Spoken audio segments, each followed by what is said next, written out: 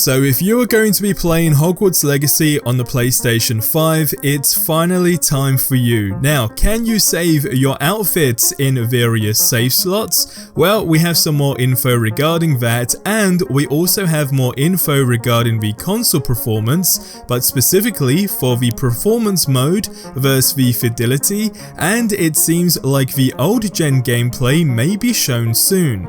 Now lastly, how much information are we actually given about the main character's background in this game?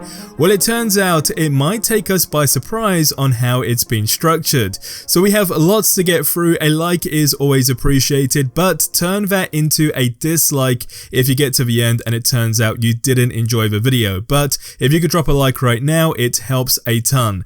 So firstly, if you are going to be playing the game on the PlayStation 5, it seems like most people can now go ahead and begin the pre-download. Of course, as far as the gigabyte goes, you're looking at 79 gigabytes, but it seems to be rolling out slowly, so depending where you live, you might want to go ahead and check your console right now just to save yourself a ton of time. And of course, if you've been gearing up just to clear some storage, now is the time to go ahead and do so. Now, the information that I'm about to share has got me very excited, and you will be too, especially if you watched the last video, because of course in the last 24 hours we have had more info on the map in this game, but someone has gone ahead and got a bit more specifically on their 6 hours of gameplay, stating how they have only explored 1% of the map.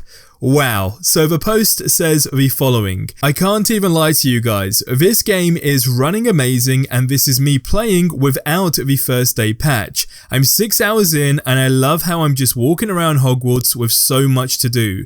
I love how the classes are linked with the story mode, like before you get a big story adventure basically going on, it's like little classes you can take in between the day. Like, I know everybody loves saying, oh, it's not a perfect game, but it's amazing. Like, no, this game is perfect, and I feel like the only complaints most people would have are ultimately just the nitpicking ones. Like, my only complaint would be is that I wish it was a Hogwarts simulator. I love the time I had to sneak around different classrooms, bathrooms, etc. Just places where I wasn't supposed to be at that time of day.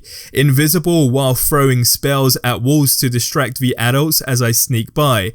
This game to me is perfect. So much to do. 6 hours in and I've only explored 1% of the map. Now that stuff to me is just insane to hear, and someone who has also played 2 hours of the game has said so far is that seriously it is as magical as in the books. It feels like they are playing the books, and Hogsmeade is just as incredible. Such a lively little village with all sorts of Easter eggs, details and interactions. What a love letter to Harry Potter fans.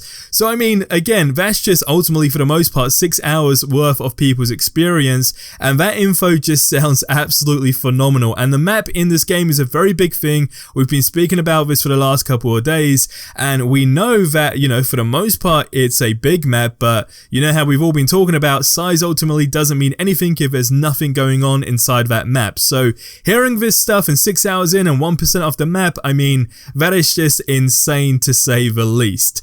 So the graphic options in this game. One thing that has basically sparked a lot of conversation was how between the performance mode and the fidelity mode, there was ultimately a feel of the game looking quote unquote flat. But we have some info from someone playing the game, and the comment says the following: fidelity plus ray tracing is beautiful, but a little bit stuttery, especially when you're entering new areas, for example, going through doors, etc. Now, fidelity is smooth, and how they're ultimately going to be going with that for the time being, but performance mode is good, but the game really shines in the fidelity plus ray tracing mode.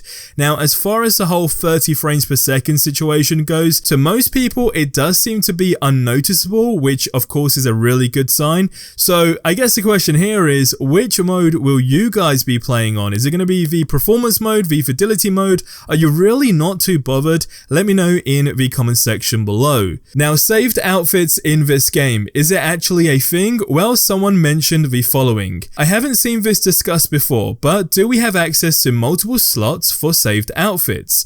I'm sure there are many out there who enjoy coming up with different outfits and would love to have the option to switch between them on the go.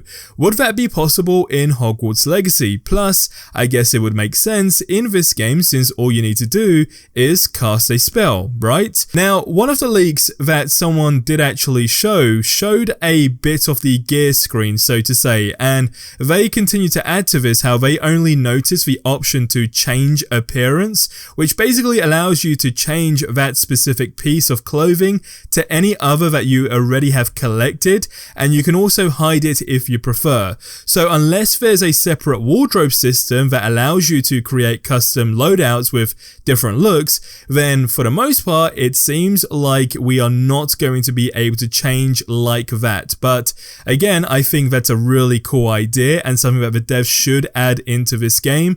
Is it something you feel like you would benefit from? Let me know in the comment section below. Now, how much information are we given about the main character's background in this game? A big question, and it's stayed a mystery so far, with a lot of people now saying how it seems that we just start like first years, but basically on our 5th.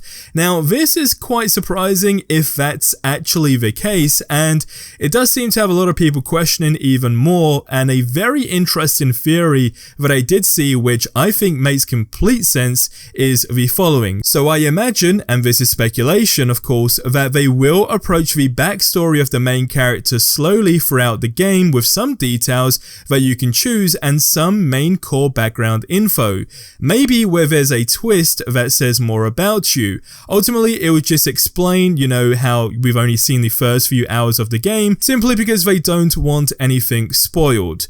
Now, I guess that would make a lot of sense, but how important is the character's main backstory in this game really? I guess that's the big question there, because we know this game's gonna have multiple endings, technically starting as if it is our first years, but technically on our 5th is pretty much, you know, I guess the situation or scenario that we are in. This game's gonna have multiple endings, so it's kind of like you are technically to an extent creating your own story as you go along. Now, that's just my 2 cents on this topic as a whole, and what I feel would make sense, because again, it's, you know, every I guess player is going to have their own unique experience, and that would probably be the most logical route to take anyway. But let me know your thoughts on this in the comment section below. Now, lastly, the old gen gameplay, when will we see it? Now, for those of you who are not aware, that version will be released on April the 4th. So with that said, it does seem like March, or at least the end of March, will be the run up to its promo. And once again, of course, how different will it look to the new gen version? I guess that's just something we're going to have to wait and basically find out, right? But what is interesting is really seeing how they have delayed it with a clear indication to just them really pushing the bar as high as they possibly can compared to the current gen, because again, there's a huge difference as far as, you know, that ceiling goes, or limitations if you will, on what they can actually achieve. So for the most part, I like how it has been delayed, but I'm genuinely curious as well to see how much different it will actually look. Is it going to be a major difference, or is it going to be a slight tweak? So again, my theory on that is it's not going to be as big of a difference that a lot of people are, you know, assuming it's going to be, but I guess we'll just have to wait and find out. Now, this game is not far away, and we know you can be the good wizard, the bad wizard in this game. How many evil things can you do in this game? Well, it turns out you can do a lot of evil things, and I've listed 4 horrible things that you can do in Hogwarts Legacy, so check out the video that you see on screen right now.